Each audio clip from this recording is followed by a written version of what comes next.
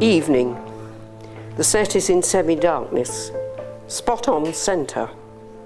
Cy leans behind the bar, polishing glasses, which she holds up to the light from time to time.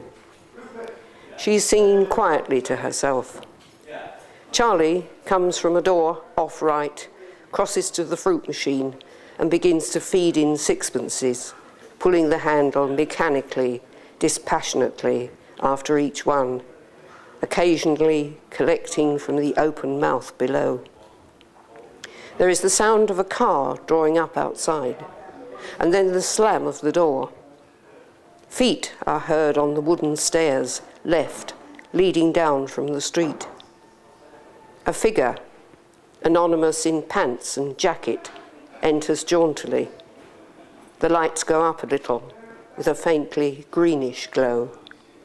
The figure crosses to the bar, feels in a pocket, and brings out a coin, which it puts down carefully on the counter. Cy looks up from her glass, nods, and moves towards it. The evening is beginning. The lesbian scene, 1950s style, as described by Maureen Duffy in her novel The Microcosm. Back then it was very much underground. Cut to 2007 and we're very much overground with the Homotopia Festival in Liverpool celebrating gay culture across the city.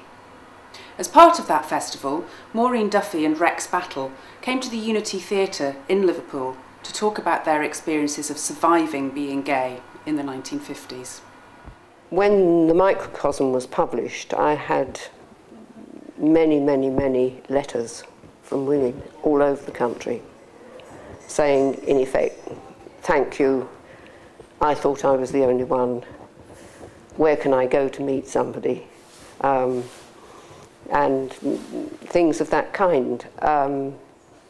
Quite simply because although Virginia Woolf had talked about it and written about it to some extent, and of course had had an affair herself with Vita Sackville-West, that was an entirely different way of life. That was the Bloomsbury set. It didn't really have any impact on somebody working as a petrol pump attendant or as a teacher, for instance, two of the characters in my book. Well, this goes back to 1954. It was actually the year that the Wolfenden Committee was set up. But my first lover was arrested and charged with gross indecency. Well, in fact, he had a weakness for 19, 20-year-old young men, which at that time was absolutely, well, anyway, I was only 19 when I met him.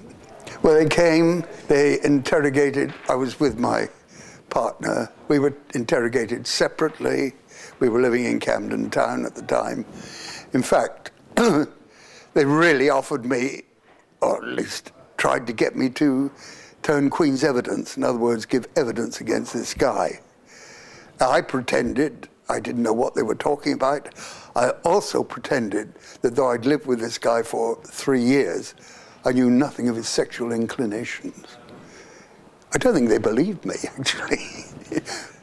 We turned to the church, because that was the only people that was the only place you could do. There was no law, there was absolutely nowhere else you could go. But the church welcomed us, providing we asked for forgiveness, and swore to be celibate for the rest of our lives. Now, two healthy young men was asking for a bit of trouble. The 1950s was a dangerous and exciting time for lesbians and gays, or it certainly was in London. But what was it like here in Liverpool? An oral history project here is trying to find out. I was in the synagogue choir. I used to sing in the choir to earn money so I could get clothes. I mean, I used to get 15 shillings every 12 weeks. And there was a toilet outside the synagogue back door, and every time I went down, somebody would shake their willy at me, and I used to think there was something wrong with me. But eventually, I thought to myself, I must investigate this. And I probably met somebody one day and I rather liked it. I didn't complain about it at all. That was how I found out about being so-called queer or gay or whatever you call it. I never lingered in toilets longer than necessary. But I used to meet boys in pubs who'd just been beaten up, and boys who would tell me stories about their friends throwing themselves in front of trains and things because they had to go before the magistrates in a couple of days. I used to hear all these things about the way people... I personally was fortunate, it never happened to me, but then I kept out of their way. Our Story Liverpool is the LGBT history project for Liverpool. We're trying to collect oral histories from older lesbians and gays, but also anyone who was involved in the lesbian and gay community at all. One of our interviews was with a woman who worked in a gay bar in Liverpool in the late 60s. Although she wasn't gay herself, she had a lot to tell us about what the gay scene was like in Liverpool in 68, 69. History is important because it helps foster a sense of identity, and gay people don't have a history. They can't go to the history books and find themselves in the pages for the main.